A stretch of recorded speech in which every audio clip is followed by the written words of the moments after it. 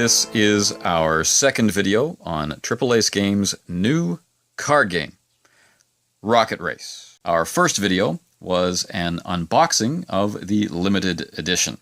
This video is going to focus solely on gameplay, something which will be consistent between all versions of the game. Rocket Race is a Victorian weird science steampulp Leagues of Adventure themed race to the moon in outlandish vehicles that you build based on this deck of non-collectible cards using COG tokens. Now, the limited edition includes metal tokens. The regular edition has cardboard tokens. Both sets include 2d6. The one is a rocket. Everything else is numbers. Comes with a small booklet to get you ready to play right away. It opens up with the basic version of the game and then moves into the advanced rules. And we'll do the same in this video. Let's begin by looking at the cards. The basic game uses 5 sets of cards, as seen here, the dice, and the COG tokens. The cards are the capsule, some kind of steering mechanism, some form of propulsion, any accessories you think might help you out on your way, and event cards, which are basically the game's way of letting you mess with your opponent's rockets. How do you obtain these things? Well, in the basic game, you and your opponents will be given 10 COGs. These are your developmental resources, and you use them to outbid each other on these items as they appear. Fun in and of itself, this auction element also has another part to the game. The more you bid on something will also determine how many turns it takes for you to be able to use the item once you've purchased it. For every COG that you bid, you'll be placing that number of COGs on the card if you get it. And these will be returned to your resource pool, 1 per subsequent turn. Bid too much too soon, and you may fall behind. Don't bid enough, you may not have enough items to build a rocket. It really is a race against time and a race against your opponents. Knowing the nature of your opponents may become both an advantage and a disadvantage as you become more and more experienced in play. At a minimum, to build a rocket, you'll need a capsule, a steering mechanism, and a source of propulsion. Accessories are optional. This means you may be able to launch fairly soon. But each rocket has what's called a reliability rating, determined by information on the cards. This is where the dice come in. You want to roll under the rocket's reliability rating. The lower that rating, the harder that is. You'll notice that the rocket replaces the 1. Rolling low is what you want to do.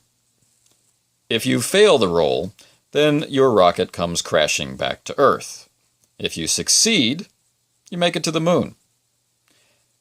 Now, if you are the only player to do that in a turn, and you've done it first, you win.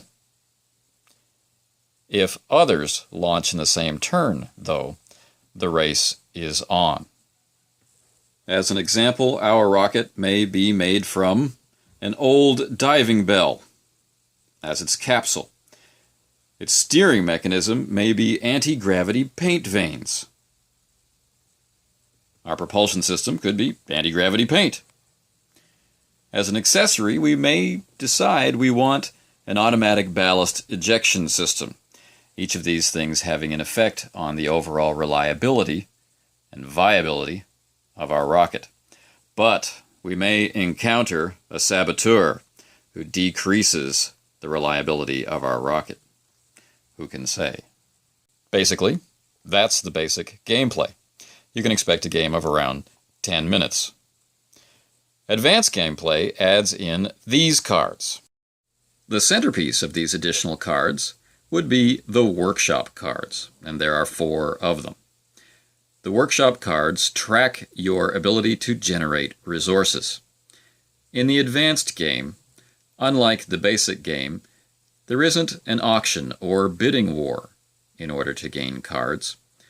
There is a race to develop the resources necessary to purchase advancements. These are electrical, mechanical, and chemical, and they are tracked by placing tokens in the appropriate places as you develop your resources in play. Resource development is handled with the dice.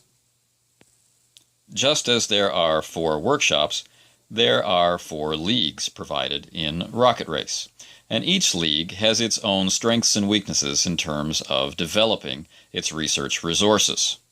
Some are better in the electrical field than they are in the chemical field, for example. With the Daedalus Society presenting an equal front in all areas, and the Aegis of Terra and the Society of Aeronauts and the Lunar Exploration Society each displaying a particular preference. In addition to these preferences, we also have the workshop accessory cards, which will modify how your league interacts in its workshop to develop its rocket. So, how are components acquired in the advanced game? Well, it's tied to the workshop. When play begins, each player has a 0 rating in each of the 3 research areas in the workshop: electrical, mechanical, and chemical. But as play goes on, these will slowly build. On your turn, you can spend what you have accrued to buy components. You can see down the left-hand side of the card a rating.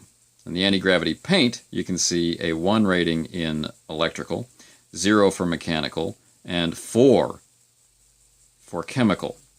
The huge cannon, by comparison, has a 0 for electrical, 2 for mechanical, and 3 for chemical. What could we buy? Well, we would be out of luck if we wanted to get the anti-gravity paint this turn. How do we increase our research totals? With the dice. Quite simply, checking your league information, you see you have a 3 rating for electrical knowledge among the Aegis of Terra, 1 for mechanical, and 2 for chemical. I'd roll 1 of the d6. Whatever the number is, anything that I have that it's equal to or less than, I can develop. So, if I were to roll a d6 now and score a 3, I would be able to improve electrical, but not mechanical or chemical. Easy. A reminder of the Advanced Rules turn sequence is provided on this handy card. So, in any given turn, once play has started, you may try to launch or conduct scientific research to generate research resources, event acquisition, trying to get an event card, then component acquisition, and finally discarding things that you're not going to use. Although the game is called Rocket Race, it's entirely possible that you could be developing more than one rocket at a time, keeping your opponent guessing as to which one might be ready to launch, or other strategies, keeping in mind that one may fail and having one already in development, just in case.